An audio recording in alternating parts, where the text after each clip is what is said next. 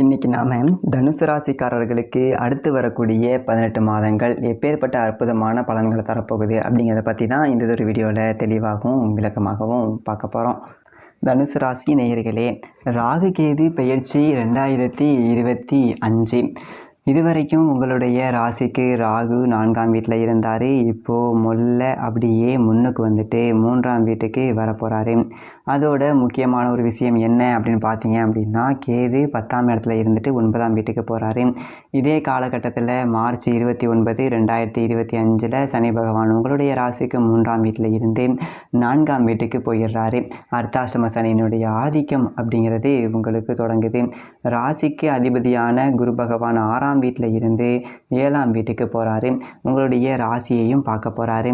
பல நன்மைகள் அப்படிங்கிறது இருக்குது. அதாவது ராகு 4ஆம் வீட்டில் இருந்து 3ஆம் வீட்டுக்கு போகிறாரு அப்படின்னா, 3ஆம் இடம் அப்படிங்கிறது மறைவு ஸ்தானம், சகோதரரை குறிக்கக்கூடிய ஒரு இடம். அண்ணன் தம்பிகளை பிரித்து விட்டுருவார், அடிதடியில் விட்டுருவார்.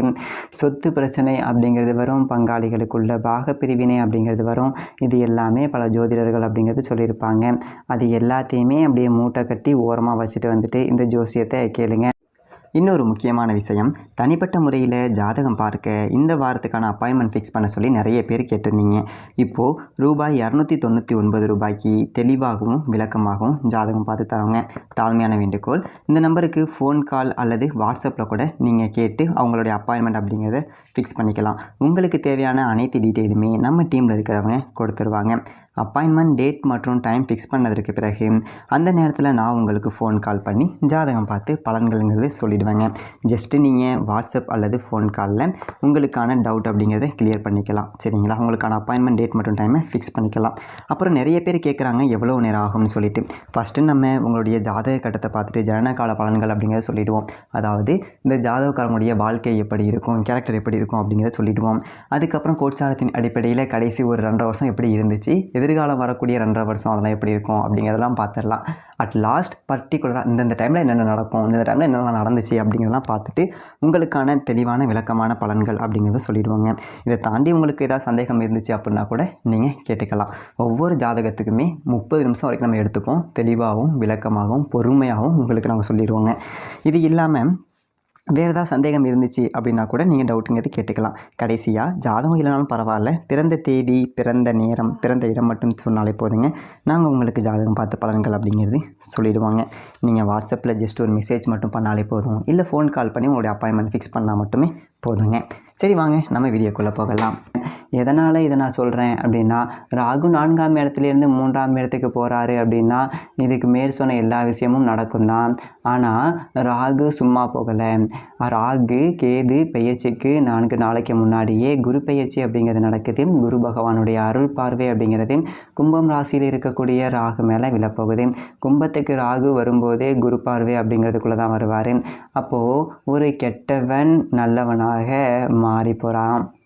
அதாவது சாதாரணமாக ஒரு நல்லவன் இருக்கான் பார்த்தீங்களா, அவன் சராசரியாக யாருக்கும் வம்பு தும்புக்கும் போகாமல் அவன் உண்டு, அவன் வேலை உண்டு அப்படின்னு சொல்லிட்டு இருப்பான். அவனை போயிட்டு சீண்டுனா தான் அவன் பிரச்சனை அப்படிங்கிறத பண்ணுவான். ஆனால் ஒருத்தவன் கெட்டவனாக இருந்துட்டு நல்லவனாக மாறுறான் பார்த்தீங்களா, அவனை சீண்டுனா கூட அவன் கண்டுக்க மாட்டான். அட போங்கடா, இதெல்லாம் நான் நிறையா பார்த்துட்டேன்டா, போங்கடாடே அப்படின்னு சொல்லிட்டு கடந்து போகக்கூடிய ஒரு நபராக இருப்பான். அப்படி தான் இந்த ராகு ஒரு விஷப்பாம்பு. ஸோ ஒரு கெட்டவன் அவர் வந்துட்டு இப்போது குரு பார்க்க புனிதப்பட்டு நல்லவராக மாறுறாரு. அப்படிங்கும்போது அந்த ஒரு இடத்துக்குண்டான ஒரு ஆதிபந்தம் அப்படிங்கிறத ரொம்ப சிறப்பாக செய்வார். சரி, இப்போது நாம் கெடுதல் செஞ்சே பழகிட்டோம், இவங்களுக்கு நல்லது அப்படிங்கிறதும் செய்வோம் அப்படிங்கிறது தான் இது. அப்படிங்கிறது தான் அமைப்பு. குரு பார்த்து புனிதப்படக்கூடிய ராகுவினுடைய அமைப்பு. அப்போ 3ஆம் இடத்துக்கு ராகு வரும்போது என்ன நடக்கும் அப்படின்னா, மனசில் ஒரு அதீத தைரியம் அப்படிங்கிறது இருக்கும். எது வந்தாலும் நான் பார்த்துப்பேன்டா அப்படின்னு சொல்லிட்டு. ஏன்னா தனுசு ராசிக்காரர்கள் கடந்த காலகட்டத்தில் பட்ட கஷ்ட நஷ்டங்கள் அப்படிங்கிறதெல்லாம் கொஞ்சம் நெஞ்சம் கிடையாது. வாய் விட்டு கூட அழுக முடியாத ஒரு சூழல் அப்படிங்கிறது இருக்கும். ஏன்னா அழுதா 4 பேர் நம்மளை மட்டமாக நினச்சிப்பானோ அப்படின்னு சொல்லிட்டு அப்படியே ஆத்திரம் அழுகை எல்லாத்தையுமே அடக்கிக்கிட்டு தனிமையில் உட்காந்து தனக்குத்தானே பேசி புலம்பி அழுதுகக்கூடிய ஒரு நபர்களாக தான் இருந்திருப்பீங்க. அவ்வளவு கஷ்ட நஷ்டங்கள் அப்படிங்கிறதையும் இந்த அனுபவிச்சாச்சு. சரி, ஓகே. இப்போது இந்த ராகு வந்துட்டு உங்களுக்கு அதீத தைரியம் அப்படிங்கிறத கொடுத்துருவாரு. எது வந்தாலுமே பார்த்துக்கலாம். நம்மளால் முடியாது என்ன, எவ்வளவோ பார்த்தாச்சு, இதை பார்க்க மாட்டோமா என்ன அப்படிங்கிற ஒரு தைரியத்தை கொடுப்பாரு. இந்த 3ஆம் இடத்துல ராகு பகவான் இருக்கும்போது சகோதர உறவுகள் நமக்கு ஆதரவாக இருக்கும். அதாவது குரு பார்த்து புனிதப்படக்கூடிய ராகு. இப்போ நமக்கு ஒரு பிரச்சனை அப்படின்னா அண்ணன் தம்பி ஓடியாருவாங்க, நம்ம பார்த்துக்கலாம்டா அப்படிங்கிற மாதிரி. அதே மாதிரி பூர்வீக சொத்தை பாகம் பிரிச்சுக்கலாம். பல காலகட்டமாக சொந்த கையில் கை ஊனி தான் கர்ணம் போட்டோம். நமக்கு யாரும் ஒரு 10 ரூபா கொடுத்து உதவி செய்யலை. பூர்வீக சொத்து கிடக்கு, என்ன பண்ணுறது, அது ஒன்றும் பெருசாக பாகம் பிரிக்காமல் அப்படி இப்படி கிடக்கு. ஏதோ கொடுத்தாலும் நம்ம ஏதோ கடையை கட்டி வாடகை கூடலாம், 4 வீட்டை கட்டி வாடகை கூடலாம், ஒரு லோனுக்குன்னு போட்டாவது ஏதாவது வேலை செய்யலாம், அதை வச்சு ஒரு 10 ரூபா பிழைக்கலாம். இதை ஏதோ ஒரு பாகத்தை கூறு போட்டு விற்றுட்டு அந்த ஒரு பணத்தை வச்சு மீதி இருக்கக்கூடிய இடத்துல ஏதாவது தொழில் செஞ்சுக்கலாம் அப்படின்னு சொல்லிட்டு ஒரு ஐடியாவில் இருந்திருப்பீங்க. அதெல்லாம் தாண்டி இந்த டைமில் பார்த்தீங்க அப்படின்னா அதே மாதிரி ஏதோ ஒரு பாகத்தை கூறு போட்டு விற்றுட்டு அந்த பணத்தை வச்சுட்டு மீதி இருக்கக்கூடிய இடத்துல ஏதாவது தொழில் செஞ்சு பழைக்கலாம், இப்படியெல்லாம் யோசிச்சுட்டு இருந்திருப்போம். ஆனால் என்ன பண்ணுறது, கொடுக்கலையே. நாம் என்ன பண்ணுறது, 3-4 பேரோட பிறந்துட்டோம், நாம் ஒரு ஆள் போயிட்டு பஞ்சாயத்து வச்சு பிரிக்கக்கூடாது இல்லைங்களா அப்படிங்கிற மாதிரி ஒரு பாலிசாக போகக்கூடிய ஒரு ஆளுங்களாக இருப்பீங்க. அதனால் கொஞ்சம் சரி வரட்டும் காலம் அப்படி சொல்லிட்டு இருப்பீங்க இல்லைங்களா. அது இப்போது பாகம் பிரிக்கப்பட்டு உங்களுடைய சொத்து அப்படிங்கிறது, உங்களுடைய பாகம் அப்படிங்கிறது உங்கள் கைக்கு வந்துடும். அதே மாதிரி நீதிமன்றத்தில் ஏதாவது வழக்கு நிலுவையில் இருந்திருக்கும், சொத்து தொடர்பாக பிரித்து கொடுக்க பெற்றவங்க தயாராக இருந்தாலும் கூட பங்காளி அங்காளி அவனாச்சும் ஒருத்தவங்க கேஸு போட்டு முடக்கி வச்சுருந்துருப்பான். இப்போது அந்த ஒரு வழக்கில் வெற்றி பெற்று சொத்து உங்கள் கைக்கு வரக்கூடிய ஒரு அமைப்பு அப்படிங்கிறதும் இதே காலகட்டத்தில் பயப்பட வேண்டியது கிடையாது. அதே மாதிரி சில பேருக்கு வந்துட்டு பூர்வீக வீடு அப்படிங்கிறது பாலடைஞ்சு போயிருக்கும்.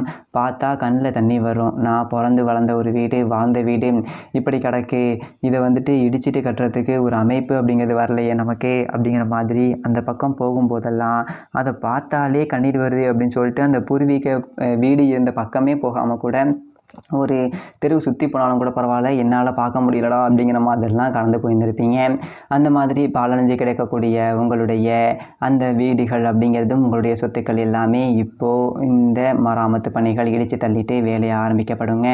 அதே மாதிரி பூர்வீக சொத்தை விட்டு போனவங்க, பூர்வீக ஊரை விட்டு போனவங்க, சொந்த ஊரை விட்டு எங்கேயாவது வெளிநாடு போயிட்டு செட்டில் ஆகியிருந்திருப்பீங்க. பல வருடம் கழித்து சொந்த ஊருக்கு வரணும் அப்படின்னு சொல்லிட்டு நினச்சவங்க எல்லாமே இப்போ வரலாம். அதே மாதிரி தாய்நாடு திரும்ப முடியாத ஒரு சூழலில் போயிட்டு சில பேர் சிக்கியிருப்பீங்க. ஒருத்தன் நம்பி வந்துட்டேன், கொஞ்சம் வந்து தெருவில் விட்டுட்டான், சிங்கப்பூரில், மலேசியாவில், துபாயில் ஒரு போலி விசாவை போட்டு விட்டான், மாட்டிக்கிட்டேன் அப்படிங்கிற ஒரு நிலைமையில் இருக்கிறவங்க எல்லாமே கூட சொந்த ஊருக்கு திரும்பலாம். அதே மாதிரி சொந்த இடத்துல நமக்குன்னு ஒரு செல்வாக்கு அப்படிங்கிறது நிலைநிறுத்தக்கூடிய ஒரு காலகட்டமாக இருக்குங்க. கேது ராசிக்கு 8வது வீட்டிலேருந்து 9ஆம் வீட்டுக்கு வராரு, அதாவது 10வது வீட்டில் இருந்து 9ஆம் வீட்டுக்கு வராரு. இதை நம்ம பாக்கிய கேதுன்னு சொல்லுவோம். இப்போ கேது வந்துட்டு உங்களுக்கு நிறைய வாய்ப்புகள் அப்படிங்கிறத உருவாக்கி கொடுப்பாரு. என்கிட்ட திறமை இருக்குடா, எனக்கு வாய்ப்பு மட்டும் கிடைக்கல, ஒரு பெரியதொரு தொழிலுக்கான ஒரு சிந்தனை அப்படிங்கிறத வச்சுருக்கேன், ஒரு 10 ரூபா முதலீடு இருந்தால் செஞ்சு பார்த்துருவேன், செய்ய முடியலை அப்படின்னு சொல்லிட்டு இருக்க முடிகிறவங்க, வாய்ப்பு தேடி அலைகிறவங்க, குறிப்பாக இந்த திரைத்துறை கலைத்துறையில் இருக்கிறவங்க மெட்ராஸ் முழுக்க கிடப்பாங்க. பார்த்தா நான் சினிமாவில் நடிகன் ஆகணும், நான் காமெடியன் ஆகணும், நான் டைரக்டர் ஆகணும், நான் வந்துட்டு மியூசிக் டைரக்டர் ஆகணும், இப்படியே சுற்றிட்டு இருப்பாங்க. பசி பட்டினி பஞ்சம் கடந்து கூட. ஆனால் கொள்கையே விட்டு கொடுக்க மாட்டாங்க. அப்படிப்பட்டவங்களுக்கு எல்லாமே வாய்ப்புகள் கிடைக்காத அந்த மாதிரி கிடைக்கிறவங்களுக்கு எல்லாமே வாய்ப்பு அப்படிங்கிறது தேடி வரும். உங்களுடைய திறமையை நிரூபிப்பதற்கான ஒரு சந்தர்ப்பம் அப்படிங்கிறதும் உங்களுக்கு வரும். அதை சரியாக பயன்படுத்திக்கிட்டீங்க அப்படின்னா வாழ்க்கையில் செட்டில் ஆகிடலாம்.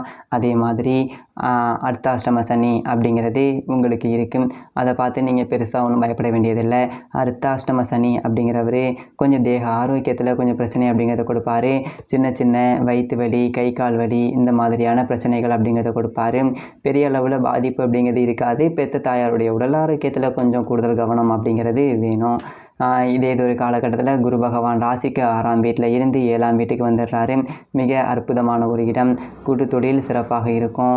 நண்பர்கள் உங்களுக்கு உதவிகரமாக இருப்பாங்க. திருமணம் ஆகாதவர்களுக்கு திருமணம் அப்படிங்கிறது நடக்கும். இந்த மாதிரியான ஒரு பாக்கியங்கள் எல்லாமே கிடைக்கும். அதே மாதிரி உங்களுடைய ராசிக்கு லாப வீட்டில் குரு பார்வை அப்படிங்கிறது விழுகுது அப்படிங்கிறதுனால காசு பணத்துக்கு 10 ரூபா பஞ்சம் இல்லாத ஒரு சூழல் அப்படிங்கிறது இருக்கும். கடன்கடலாம் அடைச்சிடலாம், கவலைப்படாதீங்க, எந்த ஒரு பிரச்சனை அப்படிங்கிறது இருக்காது. கிடையாது. அதோட ராசியிலேயே குரு பார்வை விழுகுது அப்படிங்கும்போது இந்த அர்த்தாஷ்டம சனியினுடைய ஆதிக்கம் அப்படிங்கிறதும் கொஞ்சம் குறைச்சி விட்ருவார்.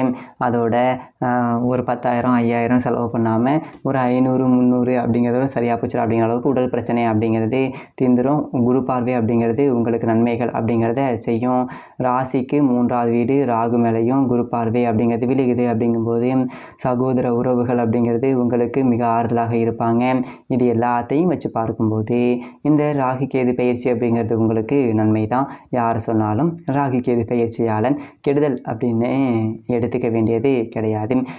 ஏன் அப்படின்னா ராகு குரு பார்த்து புனிதப்படுறாரு. இவர் ஒரு புண்ணிய ராகு, நன்மைகளை கூடுதலாக செய்வார். கவலைப்படாதீங்க, இனிமேல் வாழ்க்கை அப்படிங்கிறது ரொம்ப நல்லா இருக்கும். தனுசு ராசிக்காரர்களுக்கு எல்லாம் நல்லதாகவே அமையும்.